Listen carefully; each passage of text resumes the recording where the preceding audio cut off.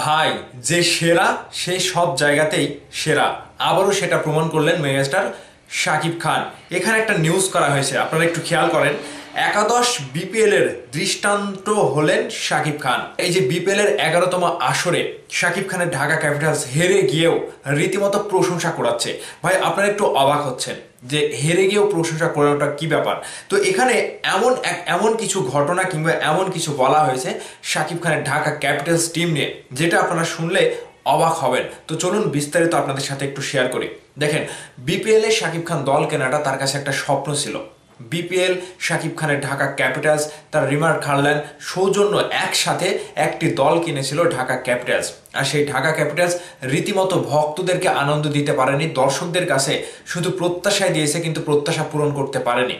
তো সেখানে শাকিব খানের একটু খারাপ লেগেছিল যে তার দল জিততে পারছে না, একটা ভালো পারফর্ম দিতে পারেনি। তবে এবার শাকিব খানের সেই দলই প্রশংসায় ভাসছে।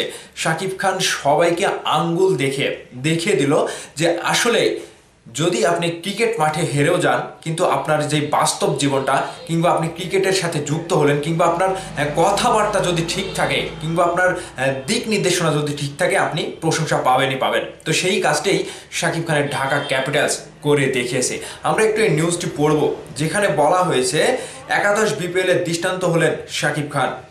10 আসর পেরিয়ে আসা বিপিএলকে এখনও সমালোচনার মুখে হতে হয়। বিশ্বের বিভিন্ন টুর্নামেন্টের ভিড়ে প্রতিনিয়ত ঢুকছে বাংলাদেশের সর্বোচ্চ এই ফ্র্যাঞ্চাইজি টুর্নামেন্ট। মাঠে চলছে বিপিএল এর একাদশ আসর। চলতি আসরটিও নিয়ে জল ঘোলা কম হয়নি। তবে সেখানে ব্যতিক্রম ঢালিউড সুপারস্টার শাকিব খান। প্রথমবারের মতো বিপিএল দল গড়ে দৃষ্টান্ত স্থাপন করেছেন তিনি। মাঠের লড়াইয়ে তার দল পিছিয়ে থাকলেও ফ্র্যাঞ্চাইজি হিসেবে উদাহরণ তৈরি করেছে ঢাকা ক্যাপিটালস। ভারতের ফ্র্যাঞ্চাইজি টুর্নামেন্টে আইপিএল এ বলিউড তারকা শাহরুখ খান ও প্রীতি জিন্তারও দল রয়েছে। বাংলাদেশের শাকিব খানের আগে কেউ 22 গজের লড়াইয়ে নাম লেখাননি। বিপিএলে প্রথমবারের মতো দল গড়ে তোলা ভালো কিছু প্রত্যাশা করেছিলেন শাকিব খান। শ্রীলঙ্কার তারকা থিসারা পেরেরাকে অধিনায়ক করে গড়ে তোলা সেই দলটির আলোর মুখ দেখেনি। টানা 6 বার হারের পরে প্রথম জয়ের দেখা পেয়েছিল ঢাকা। পরের ম্যাচের মধ্যে আরো 3 হারে প্রথম পর্ব থেকে বিদায় নেয় দলটি। মাঠের এমন পারফরমেন্সের কারণে হতাশা প্রকাশ করেছিলেন পেরেরা। ফ্র্যাঞ্চাইজির পক্ষ থেকে সব ধরনের সুযোগ সুবিধা পেয়েও প্রতিদান দিতে পারেননি বলে স্বীকার করেছিলেন তিনি। তবে ফ্র্যাঞ্চাইজিটি সবসময় ক্রিকেটারদের পাশেই থেকেছে। নিজেদের শেষ ম্যাচে হাজির হয়ে খেলা দেখতে আসা দর্শকদের জার্সি উপহার দিয়েছেন শাকিব খান। নিজেও পরে এসেছিলেন সেই জার্সি। তার দলের জার্সি এবারের বিপিএল এর সেরা জার্সি হিসেবে নির্বাচিত হয়েছে। একাদশ বিপিএল কে অন্যরকম করার বার্তা দিয়েছিল বিসিবি ও ক্রীড়া মন্ত্রণালয়। কিন্তু ক্রিকেটারদের পারিশ্রমিক বকেয়ার ঘটনা সে অন্যরকম যাত্রাকে সমালোচনায় ডুবিয়েছে।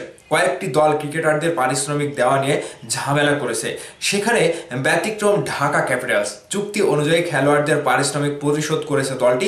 বকেয়া টাকা 7 ফেব্রুয়ারির মধ্যে দেওয়ার কথা রয়েছে।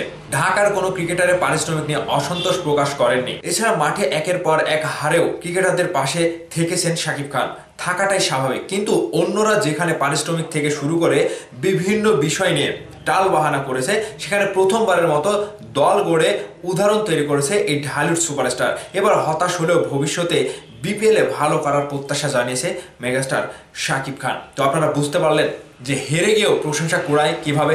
মেগাস্টার শাকিব খানের দলটি একমাত্র বাংলাদেশে যার দলের ক্রিকেটারদের পারিশ্রমিক একেবারে সমানভাবে, একেবারে কোনো কথাবার্তা ঝামেলা ছাড়াই পরিশোধ করে দিয়েছে।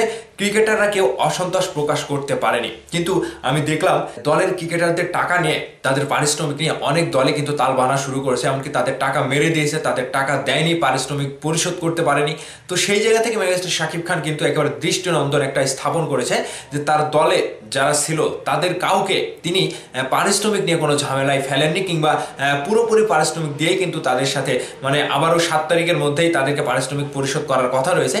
এগুলো কিন্তু শাকিব খানের জন্য একটা ভালো একটা দিক। তো ভাইয়ার্স, আমি বললাম না যে হেরে গিয়েও প্রশংসা পাচ্ছে শাকিব খান, আঙ্গুল দেখিয়ে দিচ্ছে শাকিব খান। তো এই যে শাকিব খানের যে প্রথম একটা পথ চলা, এই পথ চলাটা আরো মসৃণ হয়ে গেল শুধুমাত্র এই যে সুন্দর একটা ক্রিকেটারদের মধ্যে একটা ভালো আন্ডারস্ট্যান্ডিং বজায় রাখার কারণে। ভাইয়ার্স, বুঝতে পেরেছেন কি বিষয়টা? এখন আপনাদের মতামত আপনারা ভিডিওর নিচে কমেন্ট করে জানাবেন। ভালো থাকবেন, ধন্যবাদ সম্পূর্ণ ভিডিওটি দেখার জন্য।